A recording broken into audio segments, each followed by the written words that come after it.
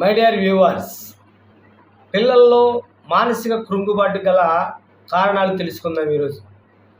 నేటి సమాజంలో చదువు అనేది చాలా అవసరం.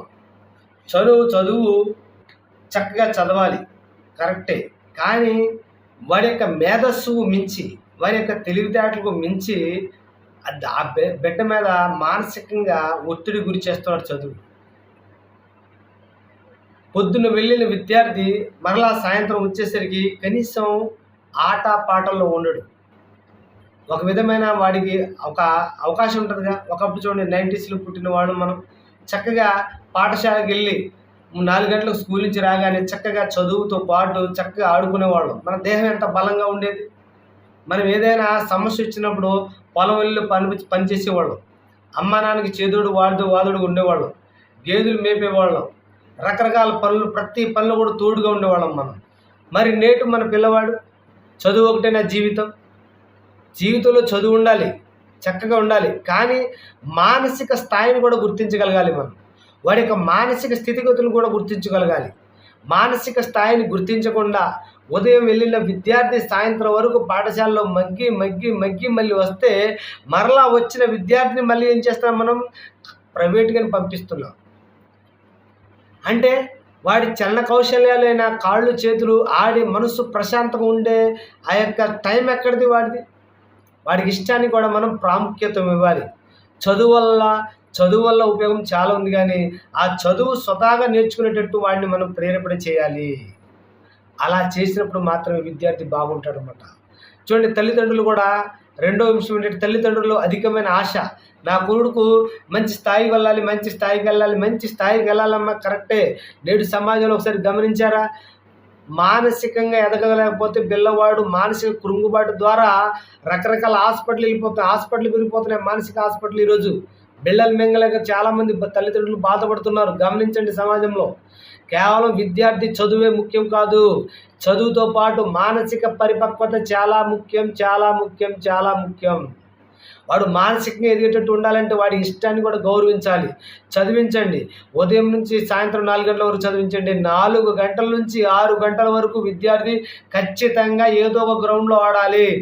వాడి దేహానికి ఎండ చాలా అవసరం. ఎండ ఎంత ప్రాముఖ్యమో ప్రతి ఒక్కళ్ళు చెప్తున్నారు. ఇప్పుడు మనం ఎండలో తిరిగాం. మనం చూడండి, చిన్నప్పుడు మన అమ్మా నాన్నకి కావాల్సిన మన గేదెలు ఉంటే గేదెలు కూడా తిరిగేవాళ్ళం. ఆ ఎండలన్నీ తిరిగేవాళ్ళం. మనం ఇప్పటికి వరకు ఇంచుమించు ఇంత బలంగా ఉన్నామంటే కారణం అది చిన్ననాటిగా మన మానసిక పరిపక్వతే. మనకి ఏదైనా సమస్య వచ్చిందంటే మనం తొందరగా కృంగిపోం. కానీ నేటి పిల్లవాడు సమస్య వచ్చిందంటే ఆ సమస్యను ఎలా సాల్వ్ చేయాలో తెలియని స్థితిలో ఉన్నాడు పిల్లవాడు. సమస్య వచ్చిందంటే తట్టుకోలేకపోతున్నాడు పిల్లవాడు. చూడండి, ఒక సంఘటన చదివాను. పిల్లవాడు ఒక టీచర్ ఏదో చెప్పిందని పిల్లవాడు ఆత్మహత్యలు చేసుకోవడం ఏ స్థాయికి వెళ్ళిపోతుంది?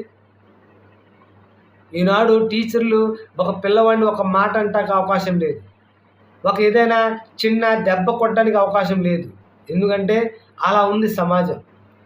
చూడమ్మా, ఒకసారి గుర్తించుకోండి, పిల్లవాడి స్థాయికి తగినట్టుగా చదువు అందాలంటే ఉపాధ్యాయులకి ఎంత అవసరమో తల్లిదండ్రులైన మన పాత్ర కూడా చాలా అవసరం. కాబట్టి వాడిని స్థితి ఏంటో గమనించాలి. వాడి ఇంకో విషయం ఏంటంటే, వాడు ఒంటరిగా ఉంటున్నాడు, కృంగిపోతున్నాడంటే గమనించాలి.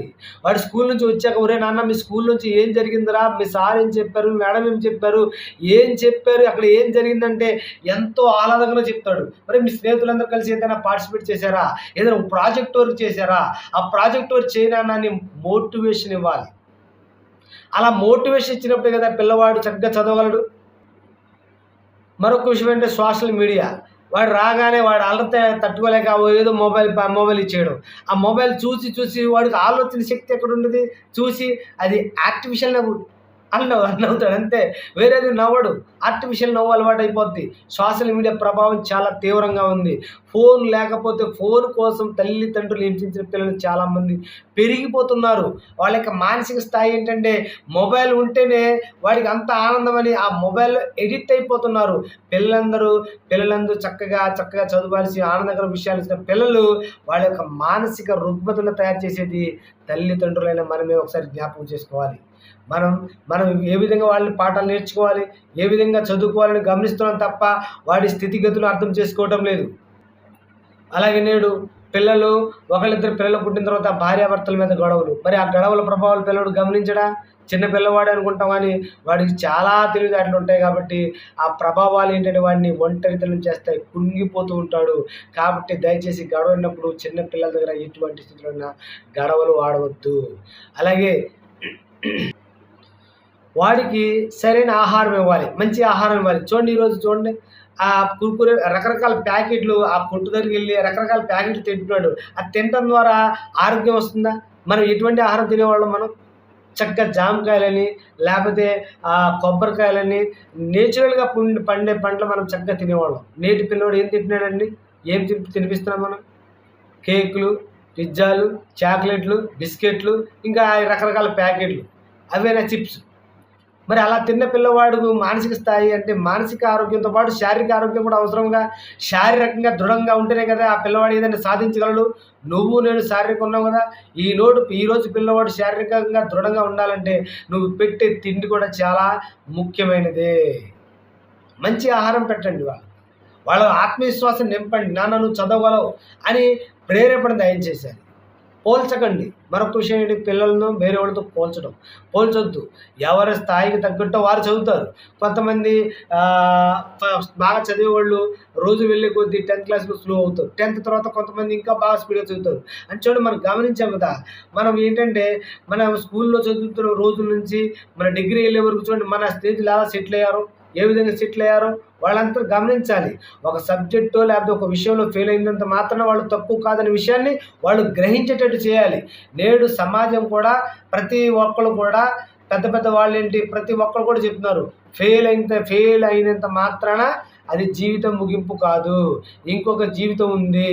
అది ఫెయిల్ అయిపోయిన తర్వాత నువ్వు ఇంకా మొదలు పెడతావు చూడు, కసితో మొదలు పెడతావు చూడు, అది గొప్ప జీవితం అని వాళ్ళకి తెలియపరచాలి. చిన్నపిల్లల్ని కాపాడుకోవాల్సిన బాధ్యత మనందరిది. మనమందరం గమనించాలి.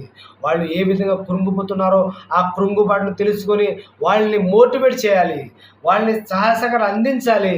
అప్పుడే మన పిల్లలు మానసికంగా బలంగా దృఢంగా తయారగలరు, గమనించగలరు.